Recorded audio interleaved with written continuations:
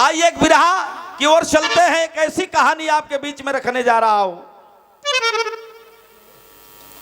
कहीं दूर की कहानी रही, बस एक आपके बगल के एक वीर की गाथा आपके बीच में रखने जा रहा हूं, जो हिंदुस्तान को तोहफा दिया था। आज भी उसके पग चिन्हों पर आर्मी में, हिंदुस्तान में हथियार बनता है। वो कौन वीर था, उस वीर की ओर चलते हैं। आइए मास्टर।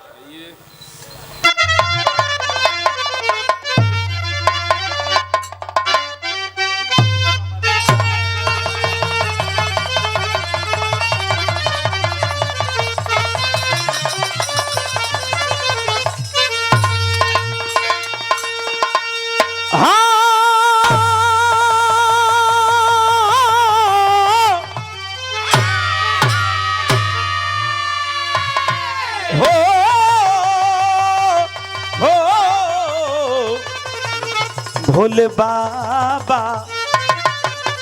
अरे जोगिया हो मोर राम।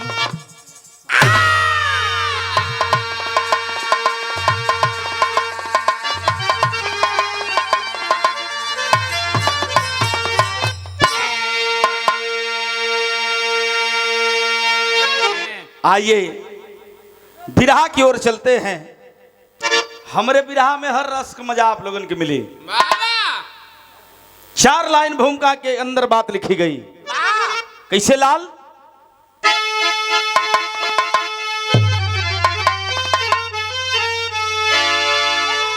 तो सर सजा कर कफन हिंद का नौजवान और जंग में अपना जौहर दिखा कर गए। काल भी जिनकी हिम्मत छुड़ा ना सका, बनकर का जीवन बिता कर गए।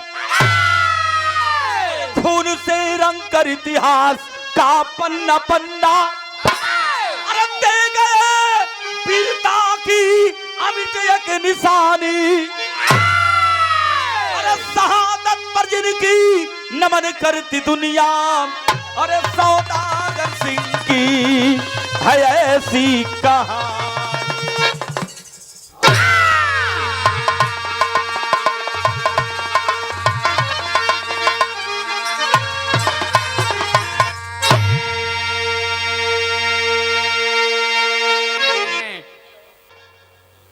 कहा जाता है कि वतन पे मरने वालों का हौसला नम नहीं होता। वतन पे मरने वालों का हौसला नम नहीं होता। बहादुर वही होता है जिसको कभी मरने का गम नहीं होता, मरने का गम नहीं होता। कव्वाली का टुकड़ा है मालिक। कैसे?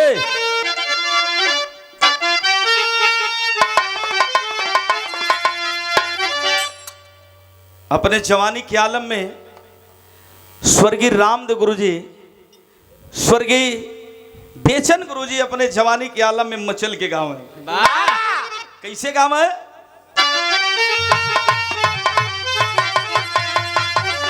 कहाँ है कि कहाँ पे में, अरे काबे में, अरे तेरा जलवा काशी में नजारा है।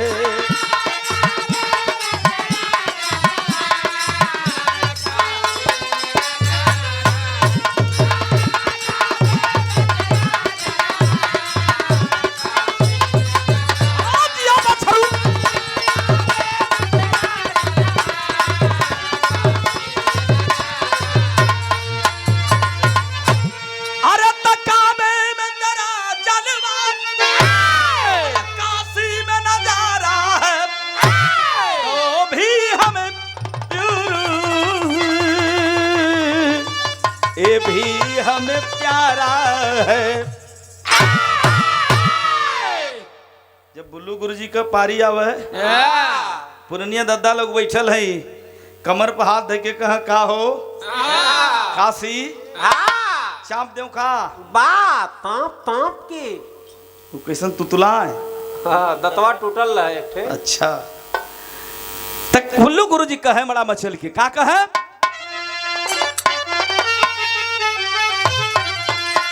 कहे कि एक बात अरे एक बात कहूँ सजनी गठियाला चुनरिया में एक बात कहूँ सजनी अरे गठियाला चुनरिया में कभी ना मोल के बिक जाई तू सुल्तानपुर बजरिया में। इ त गीत रहल कव्वाली रहल लेकिन भाव बड़ा सुंदर बीरन के प्रति लिखलन कवि जी का लिखलन तरत खूनों से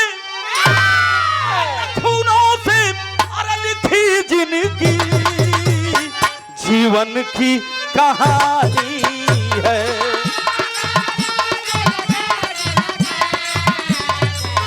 कहानी है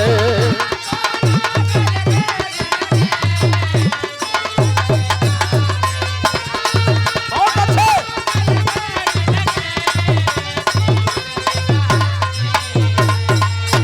अरे खूनों से लिखी जिनकी जीवन की कहानी है रग रग में अरे भरी जिनकी क्रांति की रवानी है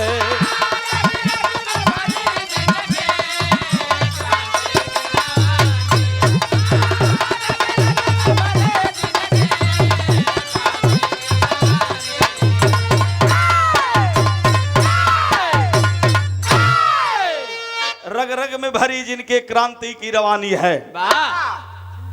मास्टर अब फिल्म चली हमार कोशिश रही हमार देवता भगवान लोग बैठल बने कि आप सुन नहीं रहे हैं पर्दे पर फिल्म चलेगी आप लोग फिल्म देख रहे हैं ऐसी सीन कोशिश रही जौहरी लगी कैसे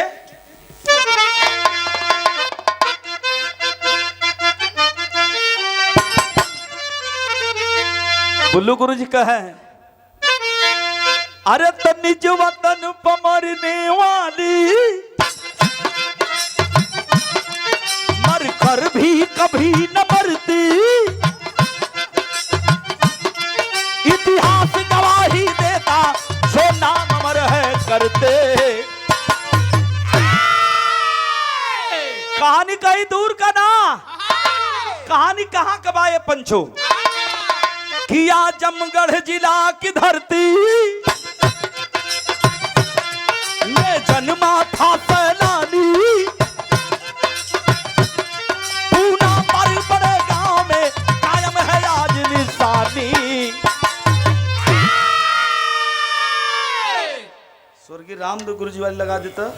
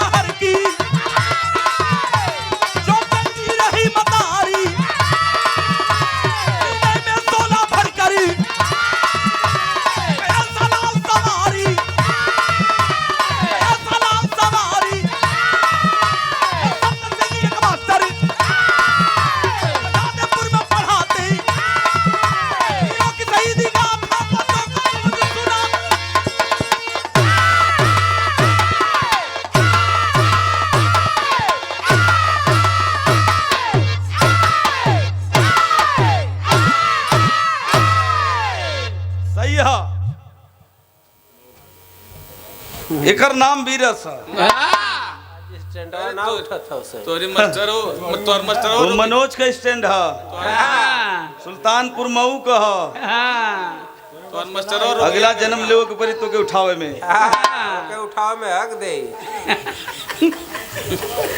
मनोज भाग है बोलला हकीकत हो।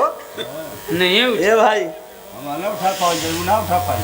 जितना कहानी कहाँ का मिलल, ये मजा भी आ जाए, हंसी भी हो जाए, बा हर रस का लिए मजा है। कहानी आप लोगों के ध्यान से न हटे। ए भैया, आजमगढ़ पुना पार आजमगढ़ जिला में एक ग्राम सभा पड़ता है, जौने ग्राम सभा का नाम पूना पार बड़े गांव बतावल गई। ये कहाँ है? दोहरी घाट जीयनपुर के बीच में। वही का रहे वाला किसान मजदूर का बचवा जेकर नाम है महातिम सिंह। माई बाबू बचपन में मर गल हो, शादी भइल बा बेली नाम के दुल्हन से। समय कितना बीतल? 7 साल बीत गई, लेकिन मालिक गोदी में एको औलाद ना ही देहले बाड़े। अच्छा, तो बेली देवी मनौती माने कि हे भगवान, हे देवी मैया, हमके लोग बाज बाजिन कहेला, कब हमारा अचरा भरी। यह नवरात्र का महीना आयल, देवी मैया के पंडाल में जाके सच्चा दिल से मनौती मंगली, हे मैया हमारा अचरा भर जाई तो मैया तोहार पूजा पाठ बड़ा धूमधाम से कर मैया। देखा, कौनो चीज चाहे इंसान से चाहे भगवान से अगर लोग दिल से मांगेला तो कर सुनवाई हो जाला। कहले का मतलब माई के दरबार में बेली देवी माई का सुनवाई हो गई, अचरा भर गई। 9 महीना 10 दिन के बाद वो बजनिया के गर्भ से सुंदर पुत्र रत्न की प्राप्ति होती है। अच्छा, तो जकरे 7 साल बाद लड़का हुई तापार खुश ना हुई। पत्थरे पर डूब जामल बा, पास पड़ोस का लोग जुटल बा, सोहर गाँव नहीं होत बा, मिठाई बटत बा, लेके अपने ललवा के अपने हीरा के गोदी में माई अपन कुल दर्द भुला के अपने बचवा के चुम्मा चाटत बा। यह कलश की, हे भगवान, हे देवी मैया, आज हमारा अचरा भर देलू, हमारे बुढ़ाई का लाठी मालिक दे देलू। नाम का रखली सौदागर, लड़का का नाम सौदागर रखा गई। लड़का बड़ा होनहार, बड़ा तेज, बड़ा तर्रार। पुराना जमाना रहल, माई बाबू धीरे धीरे पाल पोस के अपने बचवा सौदागर के 7 साल के कैलन। कल बचवा रे शिक्षा का जमाना है, पढ़वा लिखवा, नेक इंसान बनबा, तब हमन के बुढ़ाई पार हुई। लड़का के झोरा पटरी लिया दहलन। अब का लड़का झोरा पटरी का जनी हो, अब तो कुल लिको फिको वाली चले थे कलम, पहले नरगदवा वाली चले, दुधी रहा बोर के पटरी पर लिखा है, तो वो पटरी झोरा बाबूजी लिया दहलन। कलम बचवा हो जा, पढ़ बढ़िया से मन लगा के पढ़िया, हम तोहरे संगे हिला। झोरा पटरी लड़का लेके जाके पढ़े लगल। कुछ दिन बीतल हा, एक दिन मास्टर साहब इतिहास के बात पढ़ावत होन कि बड़ी कुर्बानी के बाद बचवा देश आजाद भयल, बड़ा लहू बहा, तब देश आजाद भयल। अच्छा, 4 बजे छुट्टी भयल, झोरा पटरी लेके घरे आयल। महातिम सिंह चचा, महातिम सिंह पिताजी बैठे हैं मड़ई के सामने अपने चरपाई लगा के। गहल है उनचने बैठ गए। लड़का कलश के, ये बाबूजी एक ठे बात कही। तो कहला महातिम सिंह कहला कि बोल बेटा, आज बड़ा खुश हुए, का पागल हुए, कनो लमचूस टाफी पौले है का, क्यों दिल सका? कहला नहीं, बड़ी ऊंची बात पाया हूं पिताजी। बताओ था लड़का, गीत लगल है मालिक कैसे?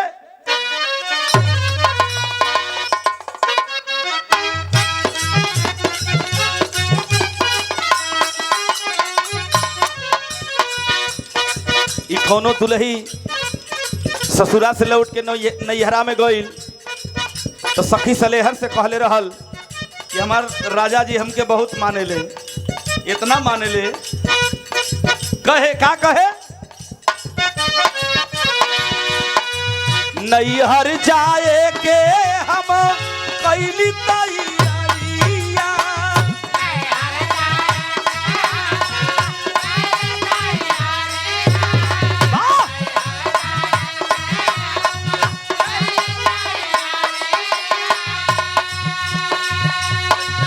नैहर जाए के हम कैली तैयारिया गाड़ी लेके अइले हमार भैया हो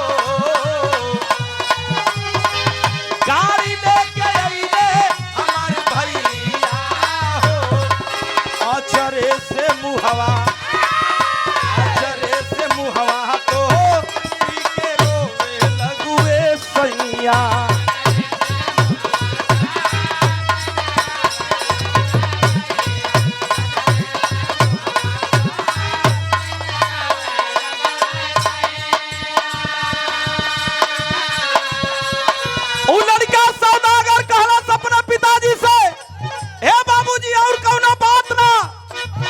हमारे दिल में हमारे मन में जिज्ञासा जागल हो कौन जिज्ञासा है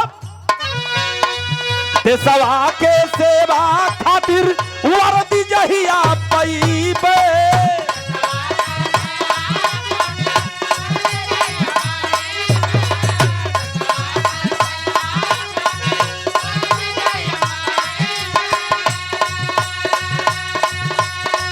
देशवा के सेवा खातिर वर्दी जहिया पैबे जय हिंद बोलब चल के बोलिया हो जय हिंद बोलब चल के बोलिया हो दुश्मन से अपने थे लब खूनावा की होलिया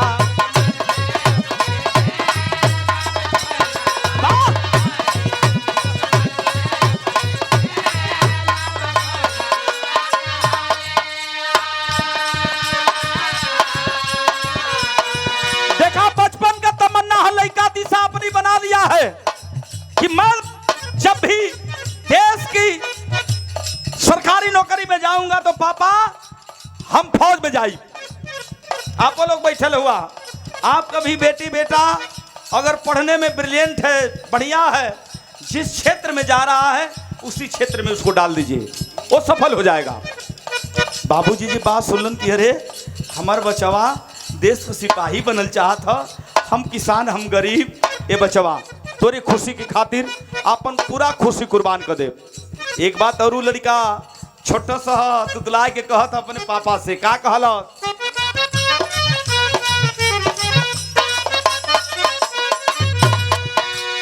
एहो बाबू कर जा धरती माई कह चुकई अपने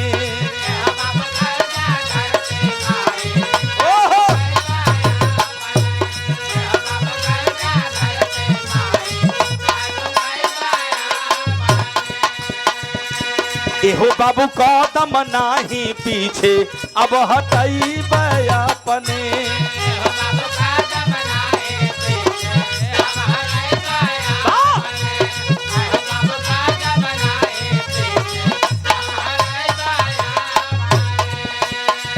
गोला बारूद का भलही बरसी अगिनिया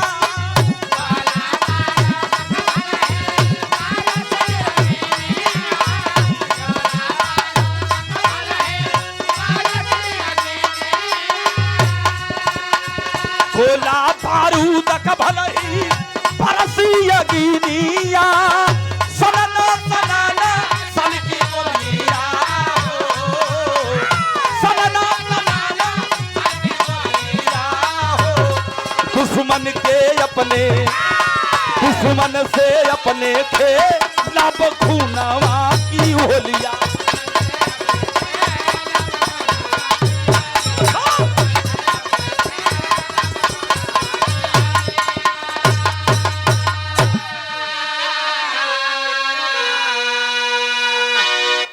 देखे माई बाबू इकलौता बच्चा है और पढ़ने में बड़ा तेज है कलर ए बचवा जब तोर तमन्ना है कि देश का सिपाही फौजी बनो तो बचवा तोरे खातिर एगो भैंस खरीद के लिया ऋण कर जा कह के लिया के बांध दलन कलन तैयारी करा। धीरे धीरे लड़का पढ़त लिखत कक्षा 10 पास कर गया। तहट्टा कट्टा 6 फिट्टा जवान अखाड़ा पर जाके रियाज करे लगल। 4 बजे भोर में उठ के 5 किलोमीटर दौड़े लगल। पिताजी किसानी कह के गरीबी में अपना बचवा बदे भैंस एगो बनले हो 2 लीटर एक टाइम 2 लीटर सुबह शाम 4 लीटर दूध का व्यवस्था कैल। ए बचवा पिया, बढ़िया से पढ़ा, बढ़िया से लड़ा और बढ़िया से दौड़ा। जब ले जिया तब ले तोहरे खुशी में आँच ना आवे बेटा। लड़का पढ़े लगल, तैयारी करे लगल, अखाड़ा पर जाए लगल, दौड़े लगल। बाबूजी कक्षा 10 पास कैलस। रियाज एकदम तैयारी हो कि अब कोनो भी दौड़ आई तो के पूरा कर दे, दौड़ के सेना में भर्ती हो जाए। लेकिन मन में सोचल बात कबो कबो ना पूरा होला। भर्ती में जाए लड़का तो दौड़ निकल तो कूदना, दौड़ निकल जा कूद निकल, दौड़ निकल तो परीक्षा में फेल हो जाए। पढ़े में इतना बढ़िया, लड़े में इतना बढ़िया, दौड़े में इतना बढ़िया, हम कहे फेल हो जाती। मन मार के आके घरे बैठ गल। कहलस कि अब हमरे नसीब में लगत बा कि नौकरी ना हो, देश का फौजी जवान ना बन पाई, सिपाही ना बन पाई। हमारे बाबू का, हमारे पिताजी का गरीबी है। कहीं शहर बनारस जाके कमाई, अपने पापा अपने मम्मी का बुढ़ाई पार करब। 8 बजे से सुत न समय से पढ़, न समय से दौड़, न समय से लड़ जा अखाड़ा पर। 5-6 दिन बीत गल। गरीब कौन गरीब बाप बर्दाश्त करी हो कि गरीबी में ऋण कर्जा कह के अपने बचवा के खुशी खातिर अपन खुशी कुर्बान कैले वाली। तो हमार बचवा 8 बजे ले सुतल है। कौनो हमारे संस्कार में, हमारे प्यार में कमी हो गई का? सुतल है 8 बजे ले चदरा जाके खिंचलन।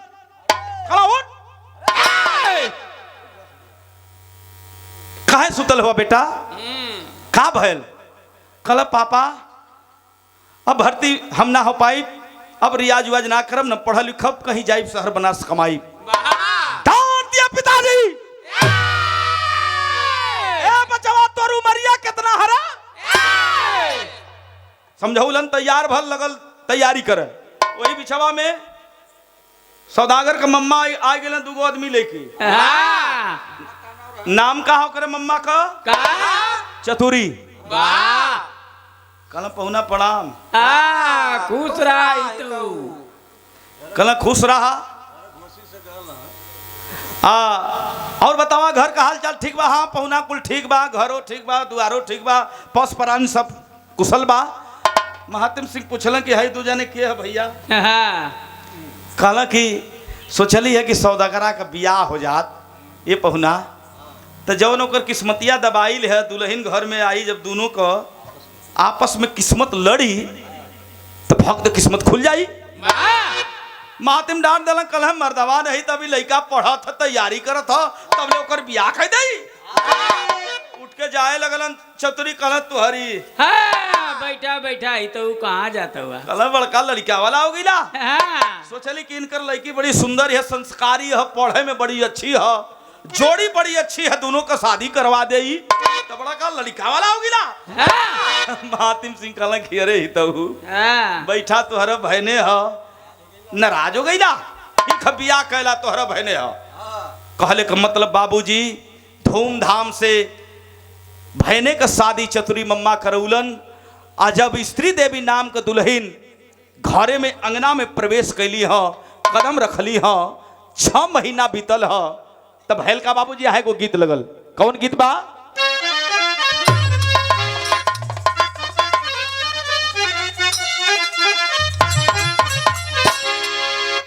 वह गीत बा, बड़ी पुरान गीत है मास्टर। कि गोरिया रामदेव गुरु जी गाँव है।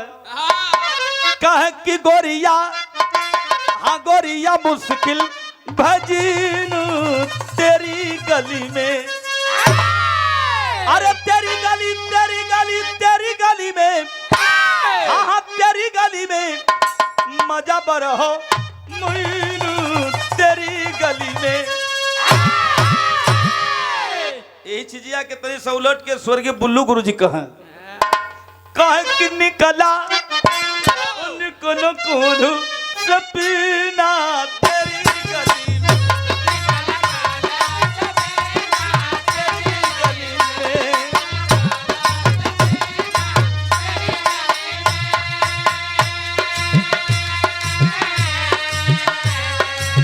ओ निकला कोरू सपना तेरी गली, तेरी गली, तेरी गली में, हाँ हाँ तेरी गली में। शापब छोड़बू पसीना तेरी गली में।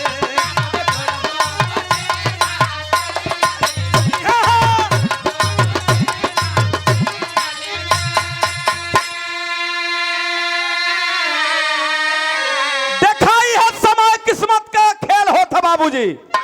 6 महीना बीतल, वही गौवा के संगे दौड़ा वाला लड़का है जोने का नाम पवन यादव नाम हो। भागल भागल आल कर ये सौदागरा, अरे बनारस रामनगर में खुली भर्ती निकलल है रे पट्टे। ये भैया चल किस्मत का आजमाइश कर लिहल जा। जवान दोनों तैयार भइलन, सही समय से सही वक्त पर रामनगर बनारस खुली भर्ती डायरेक्ट भर्ती में पहुंच गइलन। जब पहुंच गइलन तो भैल का दौड़ लगाया जवान, तो हुआ क्या? अरे तो भैला हो भैला भर्ती नगीना सीमा फौजी में।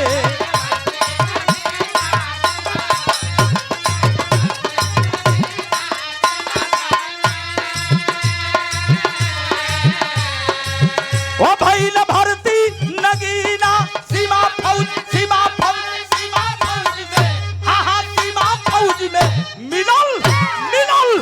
मिलल वर्दी कचीना सीमा फौज में।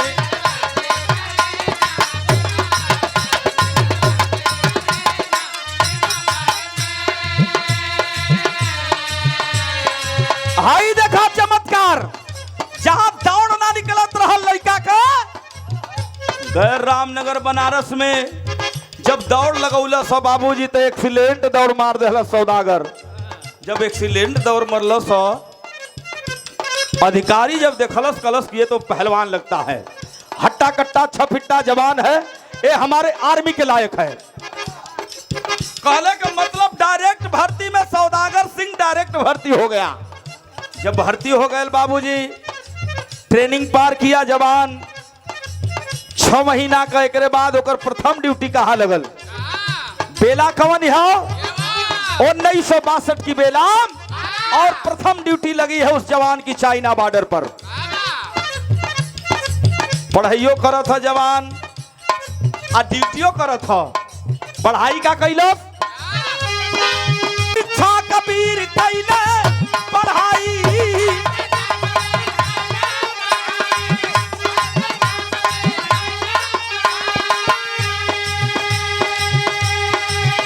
अरे चित्तौड़ से गईले जवान दिगरी पाई हो।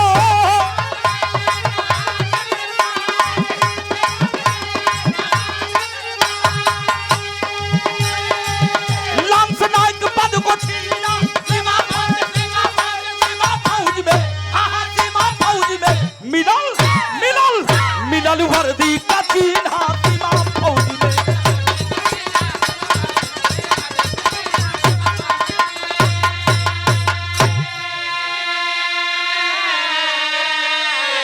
गुरुजी प्रणाम। भर्ती हो गए जवान, बचपन का ललसा होकर पूरा हो गई। जब भर्ती हो गल तो ओकर प्रथम ड्यूटी कहाँ लगल है? चाइना बॉर्डर पर। चाइना बॉर्डर पर ड्यूटी लगल 1962 के बेला में। आप लोगों ने पढ़ा होगा कि 1962 में चाइना चढ़ाई कर रहा था इंडिया की धरती पर। उस समय सौदागर सिंह की ड्यूटी लगी है। खुफिया एजेंसी से बात मिली है कि कटबंधा काट करके और हिंदुस्तान में कुछ फौजी चाइना के घुसने वाले हैं। 10 जवानों की टोली बनाया। जवान तो चला है तो टेरी का भाव लिखलन कवि जी कैसे?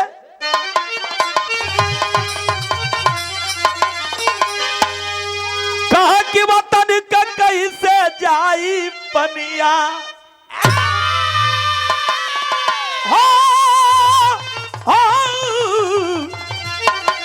अरे मोरे राम वतन का कैसे जाई पनिया, अरे दुश्मन के छाती पर झंडा पर लहराई, वतन का कैसे जाई पनिया।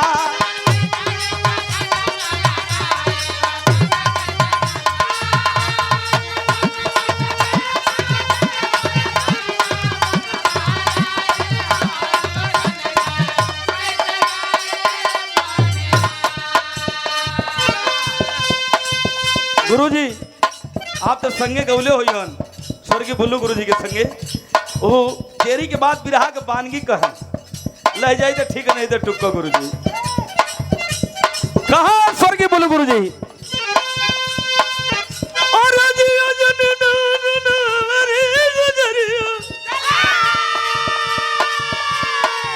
ए मीनाक्षी अब गोरी तोरी बारी रे उमरिया,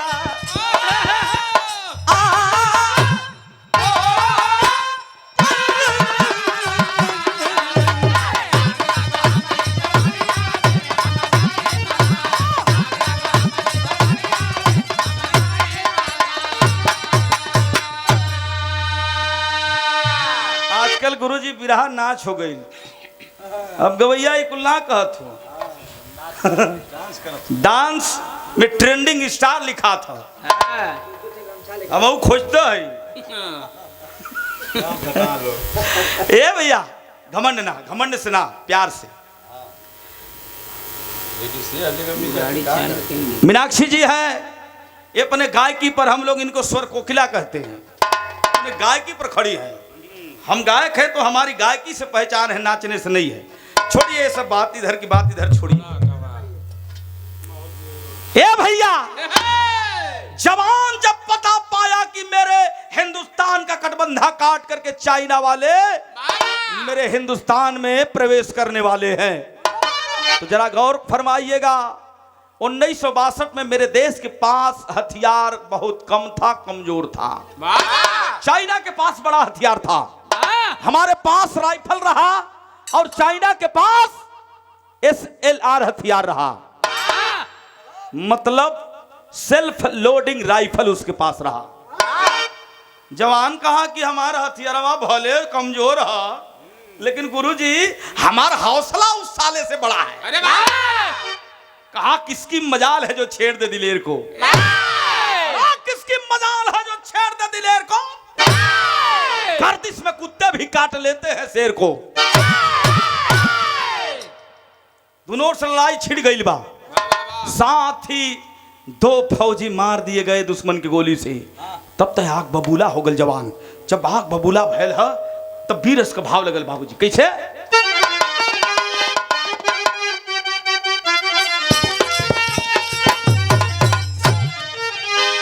अरे तपारी उमर कमर लचकलिया,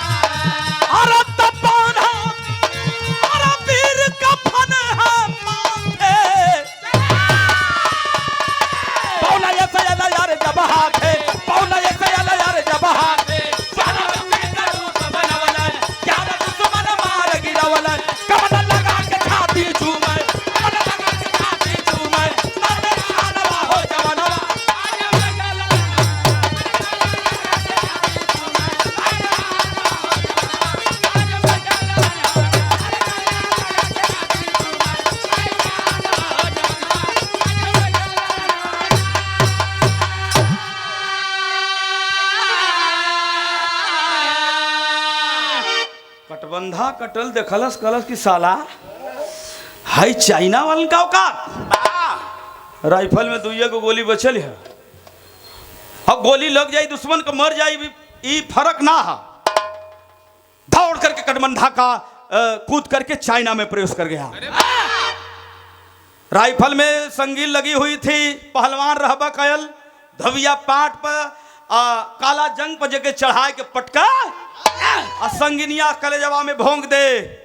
एक एक करके 11 चीनियों को मार गिराएगा मेरे देश का वह फौजी जवान। इतना ना मरबा ना कैलस, हथियारवा छोड़ के उसारन का बोझा बना के और कान्ही पर लाद के दौड़ करके अपनी सीमा सरहद में प्रवेश कर गया। कंपनी कमांडर देखा है कि कोई लगता है धुरियायल कोई दुश्मन आ रहा है हथियार लेकर के, दौड़ करके आया, कहा कि तुम कौन हो? हंस के काला सौदागर की, अरे सर जय हिंद, मैं सौदागर फौजी। घायल कंपनी कमांडर धुरूर झलस कलस की भैया, रोने लगा हुआ फौजी जवान। कमांडर कहा कि अरे सौदागर भैया, हमरे दो भैया के दुश्मन मार दलन, हम जल्दी कि तू मरा गिला। नहीं भैया, नहीं सर, मैं मराया नहीं, मैं 11 दुश्मनों को उसके सरहद में मार के आया हूं। हाई जो ले लाना, ये लकड़ी ना है, ये दुश्मन का हथियार छीन करके भी लाया हूं। अरे बाप रे बाप, कंपनी कमांडर गले से लगा के रोने लगा, कहा कि देशभक्त हम फौजियों की यही जिंदगी है। यही खबर जंगल की आग की तरफ पूरे इंडिया में, पूरे भारत में फैल गई। 1962 में इस देश के प्रधानमंत्री पंडित जवाहरलाल नेहरू हुआ करते थे।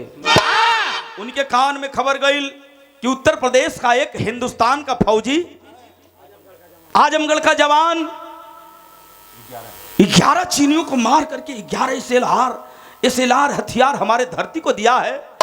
तो मैं उस जवान को देखना चाहता हूं और अपने कलेजी से लगाना चाहता हूं। प्रधानमंत्री जी मीटिंग बुलाए, सारे जवान इकट्ठा हुए, प्रधानमंत्री का आगमन हुआ, मंच पर मंचासीन हुए।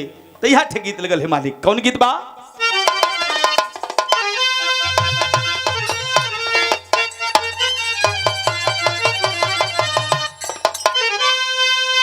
गुरुजी एहू गीत का कोनो जोड़ ना, ये अपन लोग के समय के गीत आज भी ना पुरान भइल न होई।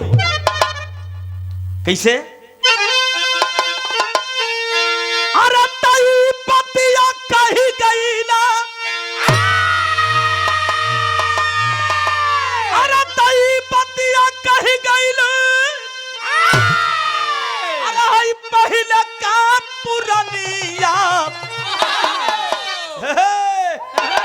अरे उड़ाइले मौज बबुनी, अरे उड़ाइले मौज बबुनी, अरे तोरी चबल मां चवलिया, उड़ाइले मौज बबुनी।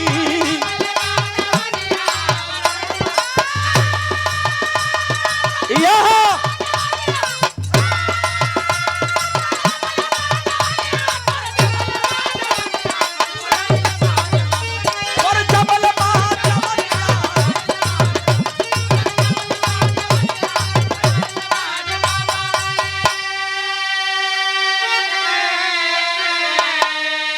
प्रधानमंत्री जी का आगमन हुआ, मंच पर कहे लाउंसर महोदय रुक जाइए, मैं पहले उस जवान को देख लूं, अपने कलेजे से लगा लूं, वो कौन है, कहां का रहने वाला है। कहलन है का कहलन? अरे नेहरू जी हंसी के, अरे नेहरू जी हंस की, अरे लगाया लिहल छतिया, बचाय लेहला हीरावा, अरे बचाय लेहला सुगवा, अरे अपन देश के इज्जतिया, बचाय लेहला हीरावा।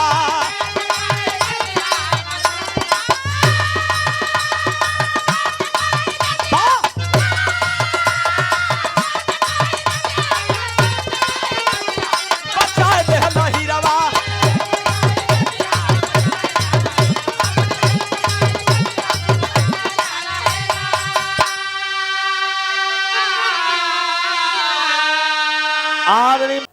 पालन के बचवा सीमा में दुश्मन के घुस के मर लिया। ऐसे लार हथियार लिए ला बचवा, ऐसे बढ़िया खुशी प्रधानमंत्री के ना हो सकेले, ऐसे बढ़िया खुशी पूरे देशवासियन के, ऐसे बढ़ के खुशी हो बना करी। इतना ना कि दसवा के खातिर और ले आइला उपहार हो, राइफल विदेशी अंतयल यार हो, निर्मल में जुटना वैज्ञानिक ते ही दुनिया, बचाए लहला हीरावा अपना देश की जतिया, बचाए लहला हीरावा। तब से हिंदुस्तान में वैज्ञानिक जुट गए और तब से हिंदुस्तान में ऐसे लार हथियार बनने लगा। मेरे बाबूजी सौदागर सिंह की देन है, तब से हिंदुस्तान में ऐसे लार हथियार लागू हुआ और बनने लगा, आज भी कायम है। अच्छा था 2 महीना का छुट्टी मिलल जवान के, राष्ट्रपति की बहुत बड़ा काम किया है, इस जवान को छुट्टी दिया जाए। 2 महीने की छुट्टी मिली है, 2 महीना छुट्टी अपना दुल्हन अपना माई बाबू के बीच में काट के जवान फिर चाइना बॉर्डर पर गया। यह नित्य दिन साल भर के बाद, 1.5 साल के बाद, 6 महीना के बाद छुट्टी लेके घरे आवे। धीरे धीरे 1962 से 1965 आ गया। दूसरी पोस्टिंग होती है उसकी बाना सिंह चौकी, जम्मू कश्मीर में। चढ़ाई कर रहा था पाकिस्तान, बार बार हारता है साला। अभी आप लोगों ने देखा मैच क्रिकेट 3 बार हार गया साला। हारेगा तब भी दोगला मानेगा नहीं। पाकिस्तान चढ़ाई कर रहा था 1965 में। उस समय जवान छुट्टी लेकर के घरे आयल होन। 15 दिन छुट्टी बीतल है। 16वां दिने पहले फोन उनका व्यवस्था ना रहा, तार और चिट्ठी चला गुरुजी। तार आयल घरे की सौदागर सिंह फौजी तुम्हारी छुट्टी कैंसिल की जाती है, फौरन तुम सीमा सरहद बाना सिंह चौकी पर चले आओ, पाकिस्तान चढ़ाई करने वाला है। अच्छा तो उतार वो चिट्ठी ले जाके अपने बाबूजी के, किसान बाबूजी के पढ़ के सुनौलस, कल पापा हमके सवेरे जाए के हुई, भारत माई के बुलावा। चलो ठीक है बचवा। अरे हमार पगड़ी ऊंचा कह दिला लाल, ऐसे बढ़िया धन होबा नहीं करे। मैयो से बतौलस कलस जा लाल तू एक माई का लाल ना 2 माई का लाल हुआ। लेकिन दुल्हन से बात ना बतौलस गुरुजी। सवेरे वर्दी पहलस, बैग उग लेके जो ही निकलल चाहा था, दुल्हन अंगना में बर्तन माजत रही, दौड़ के एली, अपने सैया का दुआर ही तरह दोनों हाथ फैला के छेक लेली, हाथ जोड़ के रोए लगली। कली सैया कहाँ जात हुआ, हमार करेजबा धक धक करत ह, मत जा, आज मत जा, दूसरे दिन चल जाया। जवान अस्कर के कहा कि वीर की पत्नी रो करके विदाई नहीं करती, ए प्रिय हमार हंस के विदाई करा। हाई वर्दिया खातिर रोवत हूँ, अरे एक पावा खातिर जब हेततपुर कर रहली, छोटा सरहली, तब से हमार तमन्ना रहल कि हम देश के फौजी जवान बनब। झिझिया में जवान अपने दुल्हन के समझावत कहत बाका,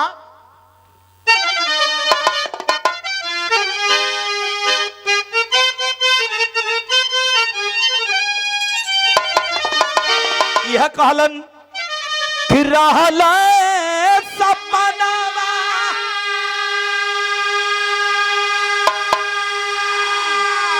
रहल सपनावा हम बनबा फौजी जवानवा, तसोही सिर पे कफनवा हो, एहो धानी सीमा पर दूला हिला हमारा सहमरियई ने बनावत बानी हो।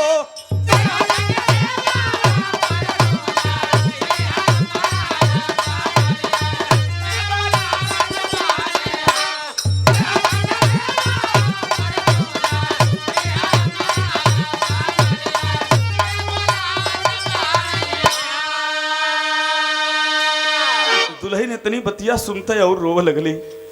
कली सैया मत जा, हमर करेजा धक धक करत मत जा, रोआ के मत जा, हमके हंसा के जा। हाय हाय कलब पगली रो मत, जल्दी आई, जैसे हंसा के हमके भेजबू वही तरह लौट के आई तो हंसाई तो के। तब दुल्हन रोई के एक ठे बात और कहली है, का कहली है? अरे मंगिया सजवला, अरे दिलवा करानी बनावला हो, त काहे सवंतिन लियाइला हो, एहो पिया तोरा जनिसाने ही या के डोरा से जरियई आ लगावत बारा हो।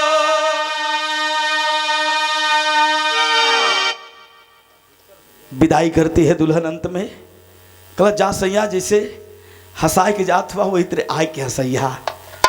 निकल पड़ा कश्मीर के वादियों में जवान, बाना सिंह चौकी पर ड्यूटी लगी है और लड़ाई लड़ने के लिए चल पड़ा जवान बम गोला बारूद लेकर के। तब पहपट का भाव लिखल कवि जी कैसे?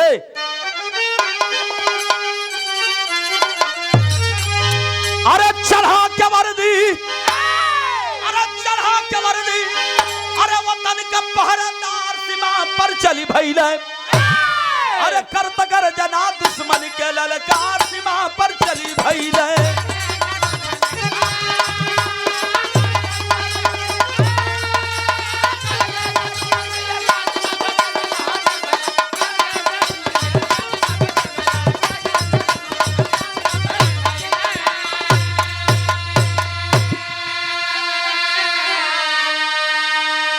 पाकिस्तानियन के धिक्कार था, कहा था जवान, अरे दिल है हमारा कश्मीर, जो आगे कदम बढ़ाओगे सिर कर सीना भर देंगे, बारूद अगर टकराओगे।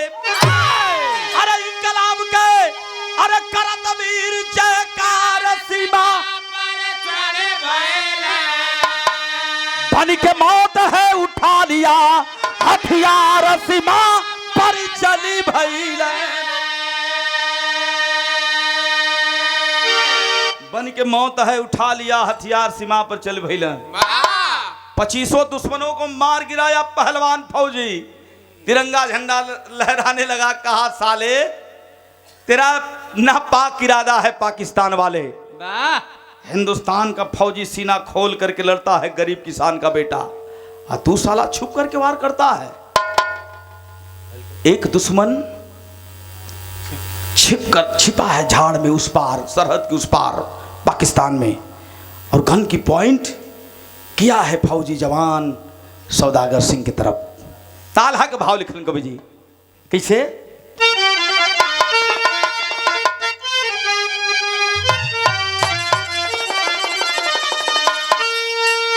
गुरुजी हमारे गाजीपुर में आप जानत होगा, आपके जमाने में हनीफ चचा अपने जवानी के आलम में बुढ़ाई तक बड़ा मिजाज में आल्हा गावन, तई समूह बचपन में सुन ले रही, जब छोट रही तरी से लहाव का कोशिश करीला।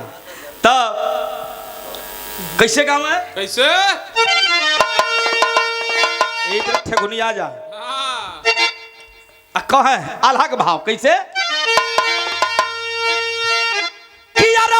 फागु होला जग में, पंचपन फागु होला जग में, अरे यही मानव का जन्म दादा, बड़ भाग दुनिया में होला गुणगान,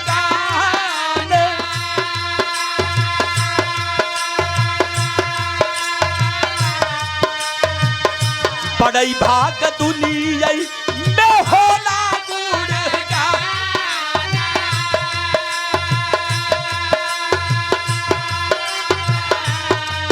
अरे बड़ भाग मीना सेवा करक समैया ये दाता, सेवा करक समैया ये दाता,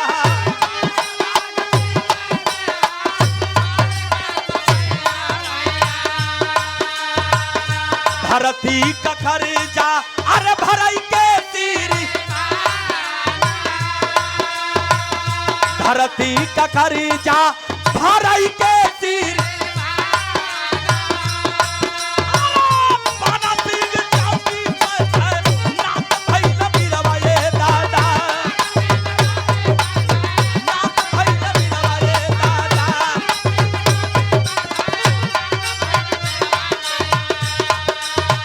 अपने टोली के साथ जम्मूदार में, अपने टोली के साथ जम्मूदार,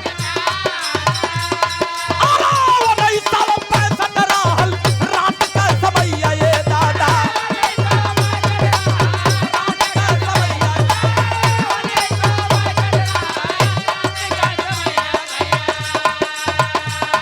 सितंबर के दिन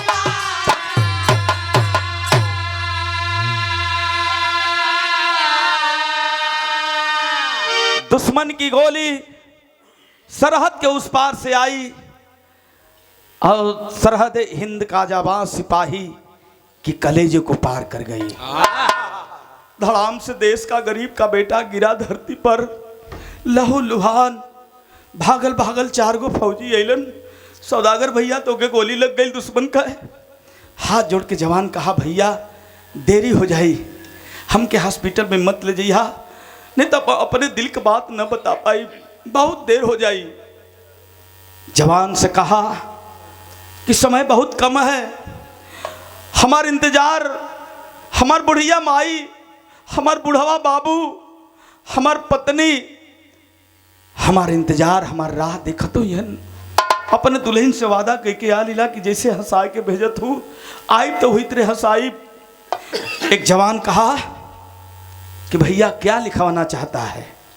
कलम डायरी निकाला और पहली लाइन में वो जवान अब न तब परान निकल जाई गुरुजी, कह रहा कि हमारे पापा बदे, हमारे बाबू बदे लिखता है। बाबूजी जब छोट रही हमके गोदी में खिलौला हो, उंगली पकड़ के चलौला, बाबूजी कान्हे पर बैठा के लोरी सुनौला, जब जब हमारा हौसला डिगे हमके हौसला देला, फौजी जवान बनौला बाबूजी। लेकिन अफसोस तुहार पगड़ी तो हम ऊंचा कर देली, लेकिन तुहरे बुढ़ाई का लाठी मालिक छोड़ लेलन। दूसर की लाइन में अपने माई बदे लिखावत, माई रे कहल गई बा कि अमृत का धार केहू कितनो पियाई, एगो माई बिना कैसे करे जवा जुड़ाई हो भैया, एगो माई बिना। वो जवान रोवत है जो लिखत चिट्ठिया, भैया रे जैसी तेरी जिंदगी वैसी हमारी भी जिंदगी है रे। का लिखी माई बदे, हमारा माई बदे लिखदा, माई हम तो भारत माई का कर्जा चुका दिली रे, लेकिन तोरे दुधावा का कर्जा ना चुका पौली। हो सका माई तो हमके क्षमा करिया। तीसर की लाइन में अपने दुल्हन के लिए लिखवाया जवान कि ये दुल्हन तुहार जोर जवानी है, हमारे माही बाबूजी का बुढ़ाई है, हमार बात अच्छी लगी तो हमारे बाबूजी का माई का बुढ़ाई पाल लगा दिया, अगर ना हमार बात अच्छा लगी तो कहीं और घर पर बसा लिया। यह लिखवा के जवान सीमा सरहद पर अंतिम सांस को छोड़ दिया, इस वतन से बहुत दूर चला गया। अच्छा तो आनंद फानन में उस समय कानून पारित था गुरुजी, 1965 के बेला में जो है गरीब का बेटा, किसान का बेटा शहीद होता था तो उसकी पार्थिव शरीर उसके घर में नहीं आया करती थी, केवल वर्दी टोपी आया करती थी। लेकिन एक मिनट टाइम ले, जब 1996 में इस देश के रक्षा मंत्री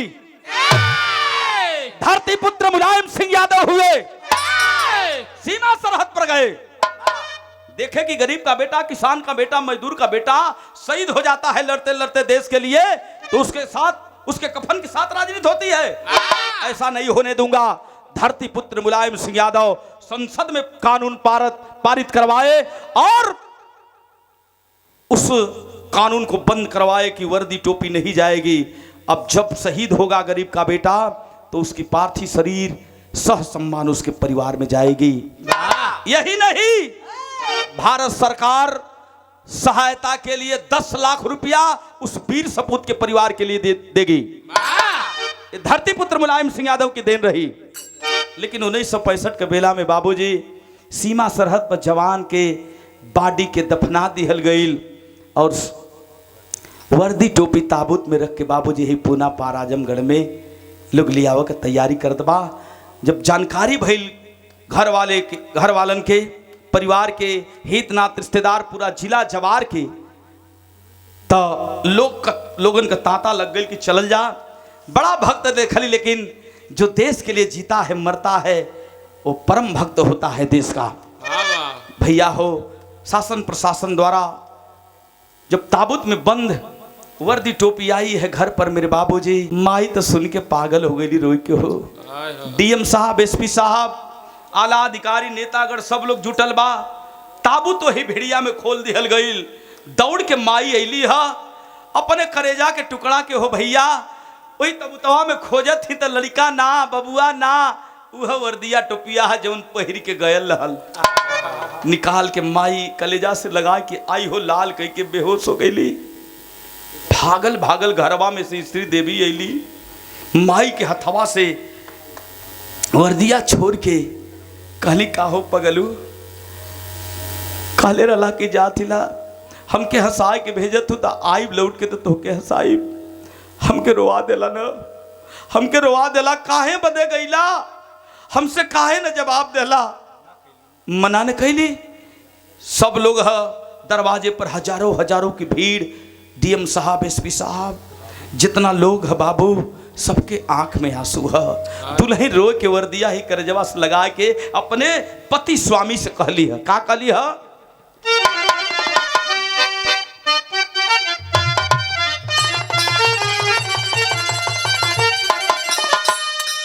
कहली है कि स्वामी जी काल की आई जईता अखिया के सामनवा, अरे आई जईता अखिया के सामनवा, सजनवा हमरे, सजनवा हमरे।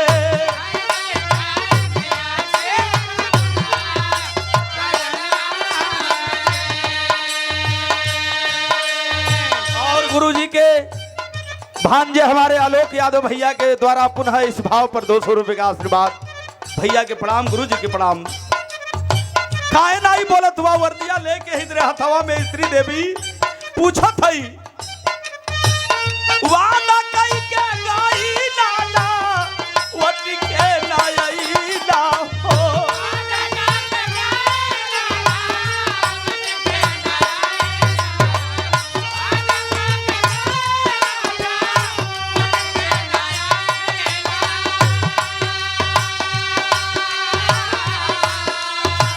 कवन सावती लिया के गोदी में समईला हो,